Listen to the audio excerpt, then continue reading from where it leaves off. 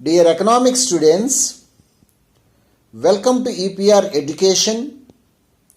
Today in this video class, now we are going to third lesson demand analysis, 5 marks question and answer. That question name is explain the exemptions to the law of demand or limitations to the law of demand. Demand సూత్రానికి గల మినహాయింపులు లేదా పరిమితులను వివరించండి. So answer is according to law of demand the price and quantity demand of a commodity are inversely related. Demand సూత్రం ప్రకారం ధరకి డిమాండ్కి విలోమ సంబంధం ఉంటుంది. కానీ but in certain conditions some more quantity will be demanded at higher price and less quantity will be demanded at lower price. కొన్ని సందర్భాలలో కొన్ని నిబంధనల ప్రకారం ఎక్కువ ధర వద్ద ఎక్కువ డిమాండ్, తక్కువ ధర వద్ద తక్కువ డిమాండ్ ఉంటుంది. In such cases the demand curve slopes upward from left to right. కొన్ని సమయాల్లో డిమాండ్ రేఖ అనేది ఎడమ నుంచి కుడికి పైకి వాలి ఉంటుంది, ఎగువకి, which is called exceptional demand curve అంటారు. దీన్నే మినహాయింపుల డిమాండ్ రేఖ అని కూడా అంటారు. The following are some of the exemptions or limitations to the law of demand. ఇప్పుడు మనం కొన్ని లిమిటేషన్స్ని లేదా ఎగ్జంప్షన్స్ని చూద్దాం డిమాండ్ సూత్రానికి సంబంధించి. First one is Giffen paradox, అంటే గిఫెన్ వైపరీత్యం అని కూడా అనొచ్చు. Giffen goods. According to law of demand, when the price of commodity increases it quantity demand must decreases. Demand సూత్రం ప్రకారము ధర పెరిగినప్పుడు డిమాండ్ కంపల్సరిగా తగ్గుతుంది. But in some rare goods like ragi, jowar, bajra and necessaries of life, people may buy more when the price of these goods are high and less when price fall. అంటే రాగులు, సజ్జలు, జొన్నలు అలాంటి నిత్యావసర వస్తువులకు సంబంధించిన ధర పెరిగినప్పటికీ డిమాండ్ తగ్గదు, ధర తగ్గినప్పటికీ తక్కువ కొనుగోలు చెయ్యరు. So these goods price will be increase but demand does not decrease. ధర పెరిగిన డిమాండ్ తగ్గదు. According to Giffen, he is a economist name Sir Robert Giffin. According to Sir Robert Giffin, he is a British economist.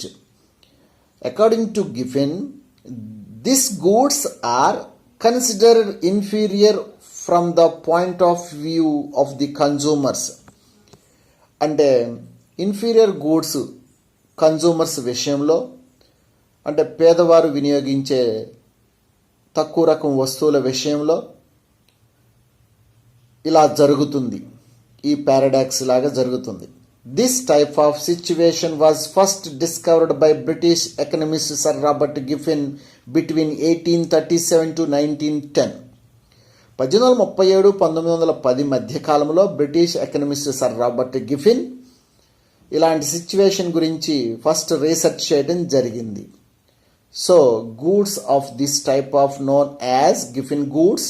This concept is said to be Giffen paradox. ఇటువంటి వస్తువుల గురించి తెలియచేసినందుకు గిఫిన్ goods అని అంటారు. ఇలాంటి పరిస్థితిని తెలియచేసినందుకు అతను గిఫిన్ paradox అని అతని పేరు మీదుగా పిలవటం జరుగుతుంది. Next, Veblen effect or prestigious goods. గౌరవ సూచిక వస్తువులు లేదా వెబెలన్ ప్రభావము అని రెండవ side point. According to T Veblen, between 1857 to 1929 the law of demand is not applicable. So T Veblen అనే నార్వే ఎకనమిస్ట్, నార్వే దేశానికి చెందిన ఎకనమిస్ట్ ఏం చెప్తున్నాడంటే, law of demand also not applicant in case of prestige goods. గౌరవ సూచిక వస్తువుల విషయంలో కూడా డిమాండ్ సూత్రం వర్తించదని చెప్తాడు. Prestige goods means diamonds, car, and valuable furniture. These are different type of luxury goods or prestige goods following the rich people. So rich people purchase these goods for the sake of social prestige. వాళ్ళు social prestige సామాజిక హోదాగా feel అవుతారు కాబట్టి ఆ వస్తువులకి ధర పెరిగిన demand తగ్గదు. If the price of car increases the quantity demand for it does not decrease. కార్స్కి ధర పెరిగిన డిమాండ్ తగ్గదు. This is against to the law of demand, particularly it take place in the market for stock and shares also. So ఇలాంటి విషయాల్లో rich people వాళ్ళ యొక్క స్టేటస్ని improve చేసుకోవడానికి, స్టేటస్ని maintain చేయడానికి ధర పెరిగిన వస్తువునే కొనుగోలు చేస్తారు. So prestige goods demand also not applicant to the law of demand. Next speculation, అంచనా వ్యాపారము. Third one, when the price of commodity rise people expect that it will rise further.